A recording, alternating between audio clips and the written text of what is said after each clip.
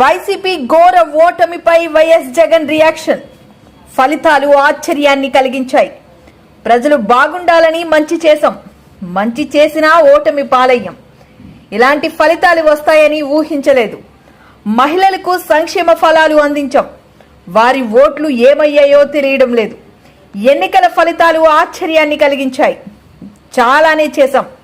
53 లక్షల మంది తల్లులకు మంచి చేశాం. అక్క చెల్లెమ్మల ఓట్లు ఏమయ్యాయో తెలియదు. 26 లక్షల మంది అవ్వాతాతలు, వృద్ధులు, వికలాంగులకు గతంలో ఎప్పుడూ జరగని విధంగా మంచి చేశాం. మా ప్రభుత్వ అధికారంలోకి రాకముందు ఇచ్చిన చాలని పెన్షన్ నుంచి ఎంతో మంచి చేస్తూ అడుగులు వేశాం. అవ్వాతాతల ప్రేమ ఏమైందో తెలీదు. 1,05,00,000 మంది అక్క చెల్లెమ్మలకు మంచి చేశాం. వాళ్ళ కష్టాలన్నీ మా కష్టాలుగా భావించాం. వైఎస్ జగన్. 26 లక్షల మంది చేయూతను అందుకుంటున్న అక్క చెల్లెమ్మలు, వారి ఆప్యాయత ఏమైందో తెలీదు.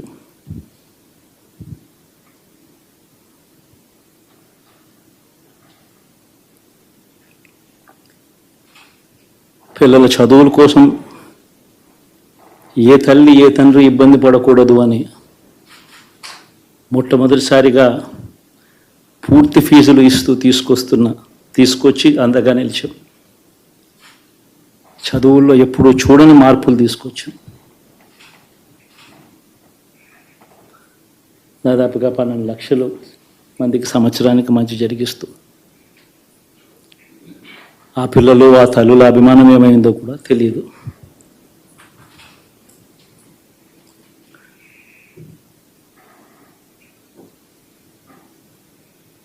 దాదాపుగా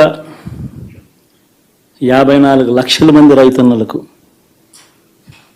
గతంలో ఎప్పుడూ చూడని విధంగా, జరగని విధంగా పెట్టుబడికి సహాయంగా అందించే కార్యక్రమం మొట్టమొదటిగా జరిగింది మన ప్రభుత్వం వచ్చాకే.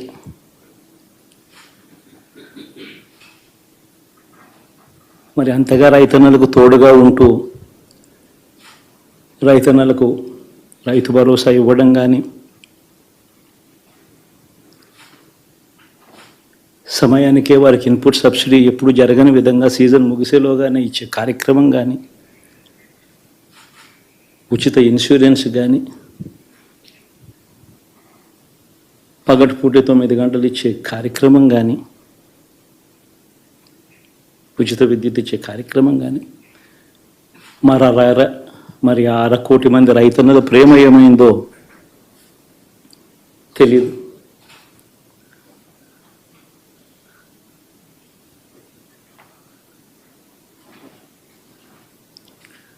మరి ఇన్ని కోట్ల మందికి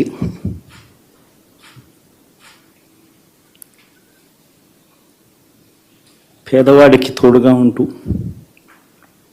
ఆటో డ్రైవర్లు నడుపుకుంటా ఉన్నవాళ్ళు, ఆటోలు తోలుకుంటూ, టాక్సీలు తోలుకుంటూ ఇబ్బంది పడకూడదని వారికి అండగా ఉంటూ ఓ వాహనమిత్ర, నేతన్నలకు అండగా ఉంటూ ఓ నేతన్న నేస్తం, మత్స్యకారులకు తోడుగా ఉంటూ మత్స్యకార భరోసా, ఫుట్పాత్ మీద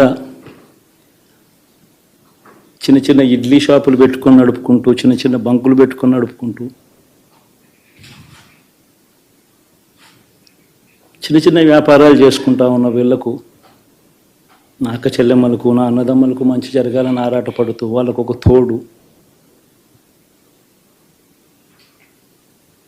నా రజకులకు, నా నాయి బ్రాహ్మణులకు, నా టైలర్లకు అని అండగా ఉంటూ వారికి ఒక చేదోడు.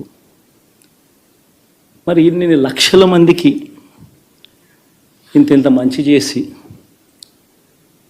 ఇన్ని కోట్ల మందికి, లక్షలు కూడా కాదు, కోట్ల మందికి మంచి జరిగించి, ఎప్పుడు జరగని విధంగా మేనిఫెస్టో అంటే ఒక చెత్తబుట్టలో పడేసే డాక్యుమెంట్ కాదు. ఒక మేనిఫెస్టో అంటే ఒక బైబిల్ అని, ఒక ఖురాన్ అని, ఒక భగవద్గీత అని మొట్టమొదటి రోజు నుంచి కూడా భావిస్తూ ఏకంగా 99% వాగ్దానాలు అమలు చేసి అంతే చిత్తశుద్ధితో ఆ మేనిఫెస్టోను కూడా అక్క చెల్లెమ్మల ఇంట్లోకి తీసుకొని వెళ్ళి చూపించి మీరే టిక్కు పెట్టండి అనే నిబద్ధత గల ప్రభుత్వంగా పనిచేసాం. ఇప్పుడు జరగని విధంగా పిల్లల చదువులు, పేదరికం పోవాలి అని అంటే పిల్లల చదువులకు క్వాలిటీ ఎడ్యుకేషన్ అవసరం అని మొట్టమొదటిసారిగా ఇంగ్లీష్ మీడియంను వ్యతిరేకిస్తున్న వాళ్ళందరూ పెత్తందారులతో యుద్ధం చేసి సైతం పిల్లలకి ఇంగ్లీష్ మీడియం తీసుకొని రావడమే కాకుండా టోఫుల్, ఐబీ లాంటి కళలు కూడా కలం. ఆ పేద పిల్లలకు అండగా నిలబడాలని, తోడుగా ఉండాలని, వారి చరిత్రలు మార్చాలని.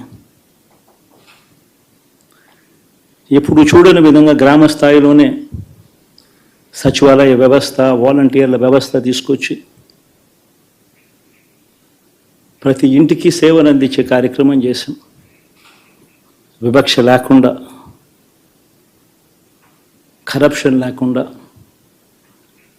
దాదాపుగా 2,70,000 కోట్ల రూపాయల పైచిలకు ఇంటి వద్దకి అందించగలిగాం.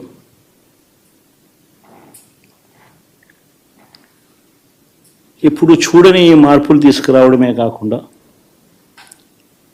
ఒక చదువుల రంగం అయితేనేమి, ఒక విద్యారంగం, ఒక వ్యవసాయ రంగం అయితేనేమి, ఒక వైద్య రంగం అయితేనేమి, ఏ పేదవాడు ఎప్పుడూ ఇబ్బంది పడకూడదు అని ఎప్పుడు ఊహించని విధంగా మార్పులు తీసుకొస్తూ పేదవాడికి అండగా నిలబడగలిగాం. విమెన్ ఎంపవర్మెంట్ అంటే ఇది మహిళా సాధికారత.